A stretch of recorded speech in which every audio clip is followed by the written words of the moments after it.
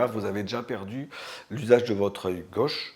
Et d'ici 3 mois, et cela va être très brutal, Monsieur Sugeron, vous allez perdre aussi la vue de l'autre œil, de l'œil droit, et vous allez devenir en fait très malvoyant.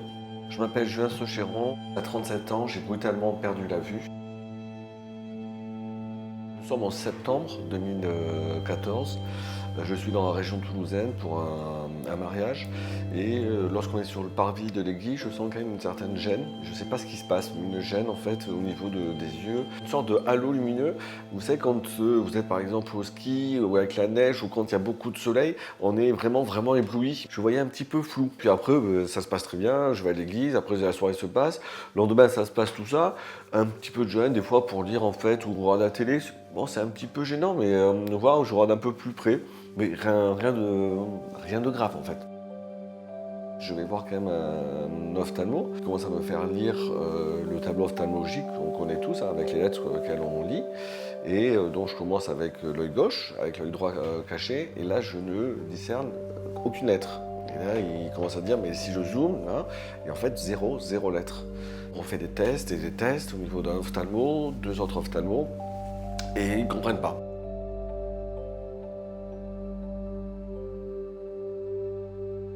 4 jours après, j'ai rendez-vous avec Dr Vignal, c'est un spécialiste France et dans le monde. Elle me dit je vous annonce que vous avez ce qu'on appelle dans le jargon médical la maladie de Leber, autrement dit NOHL, neuropathie optique héréditaire de Leber.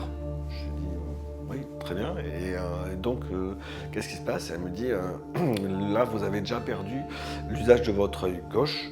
Et d'ici 3 mois, et cela va être très brutal, Monsieur Sugeron, vous allez perdre aussi la vue de l'autre œil, de l'œil droit, et vous allez devenir en fait très malvoyant.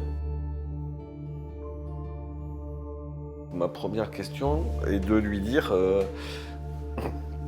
est-ce qu'il y a un médicament ou autre? Enfin, comment ça se soigne en fait? Et là, la réponse a été que c'est une maladie orpheline, qu'à l'heure actuelle, il n'y a pas de médicament et que donc en fait, il n'y a pas de traitement. Sous 10 jours, ben, la vie bascule parce que sous 10 jours, enfin, tout va bien, on a un petit peu de gêne à un œil, bon, c'est pas très grave et ça ira mieux demain.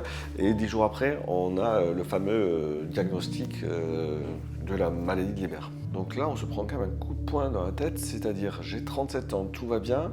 Là, on est en train de me dire que je vais devenir très malvoyant. Et à partir de ce moment-là, la brutalité de la maladie et la perte de la vue se fait extrêmement rapidement, puisqu'en fait, en quasi 2-3 mois, ben, j'ai perdu la vue de l'autre œil. Et donc là, en 3 mois, ben, la vie a complètement changé. Jusqu'où ça va aller en fait. Petit à petit, on voit plus, puis après on essaie de zoomer quand même pour voir tout ce qu'on peut voir, et puis en fait après le zoom marche plus. Une anecdote, hein, c'est que moi je vais retirer de l'argent, et puis j'ai retiré, j'ai pas vu 400 €. Et là on se dit, en fait ça y est, on n'est plus le même et on ne peut plus faire comme les autres. J'étais complètement autonome et là, une perte d'autonomie qui est gigantesque. Je ne peux plus appeler quelqu'un parce que je ne vois plus ce qui est sur mon téléphone. Répondre à quelqu'un, je ne sais pas qui m'appelle. On est coupé des réseaux sociaux aussi, puisqu'on ne peut plus faire de WhatsApp, tout ça, puisqu'on ne voit plus rien. On ne reçoit plus de textos, puisqu'on ne sait plus envoyer, on ne sait plus lire. Traverser dans la rue est un exercice extrêmement périlleux, puisqu'on ne voit plus les feux, on ne voit plus ce qu'on mange, on ne voit plus son visage, on ne voit plus le visage de sa femme. On ne reconnaît plus les couleurs, c'est d'une brutalité totale, tout s'effondre. Il y a des moments où on craque, on chiale, on se dit mais qu'est-ce que je vais devenir, comment va être ma vie, tout est foutu. Et puis en fait, je pars en vacances, vraiment exténué physiquement, mentalement et autres. Donc avec ma femme, on part au soleil pour essayer de se relaxer un petit peu. Et quand même, je lis un moment les messages et il y a un message qui vient du docteur Vignal. Elle m'appelle et elle me dit, voilà, nous avons fait un protocole expérimental dans le cadre de la maladie de Leber. Nous avons pour l'instant fait 12 patients. Je vous propose, si vous le souhaitez, de pouvoir rentrer dans ce protocole qui, une fois de plus, est un protocole expérimental. Là, je la coupe, je dis, oui. Elle dit mais non, mais je vous laisse le temps de réfléchir. Je dis oui, j'ai réfléchi là en fait. Voilà, c'est oui. Je vois plus rien, je suis très malvoyant. Vous me dites qu'il y a un protocole OK expérimental, je vais être le numéro 15 dans le monde, ça j'ai bien compris. Mais qu'est-ce que j'ai à perdre? Dans ma tête, quand je relate en fait la conversation à ma femme, je dis bah, je rends un protocole, elle me dit mais maintenant Aurore, on t'a dit que c'est du protocole expérimental. Je dis ouais mais peut-être imagine, je vais retrouver peut-être de la vue ou ne serait-ce qu'un tout petit peu, mais ça pourrait être énorme, il y a de l'espoir. Donc je suis convoqué après le mardi suivant pour l'injection, la douche, la bétadine, etc. Et là on me descend au bloc, on fait une anesthésie locale et il y a une injection qui est faite par le médecin ophtalmologiste.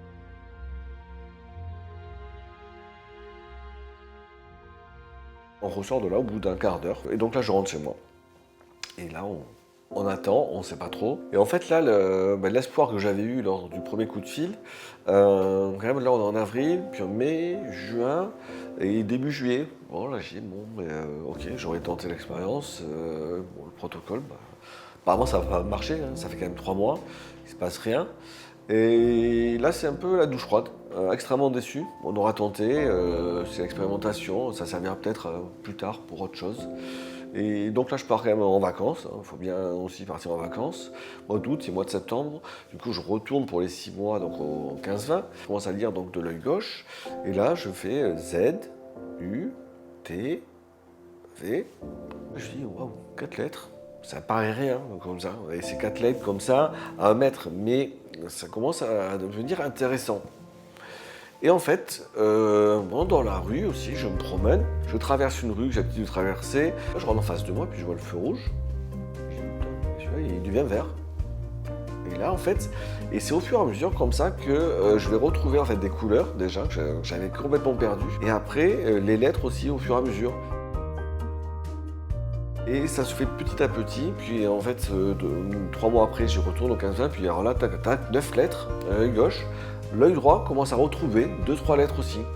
Alors là, tout le monde s'interroge, pourquoi l'œil droit retrouve alors qu'il n'y a que l'œil gauche injecté? Même les médecins ne savaient pas trop. Moi je dis, ils ne savent pas, mais moi tant que je retrouve, tant mieux. Et en fait, voilà, au fur et à mesure, ça se fait comme ça, crescendo.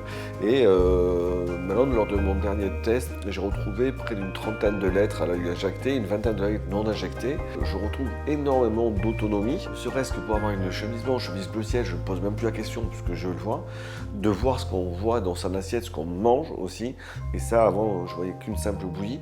En fait, tout ça révolutionne et change complètement ma vie. En fait, on retrouve une autonomie à près de 80%. Il y a encore certains trucs, effectivement, conduire une voiture, je ne peux pas le faire tout seul. Il y a encore 2-3 trucs qui bloquent comme ça, mais de là où on part jusque là où je suis, c'est un pas énorme.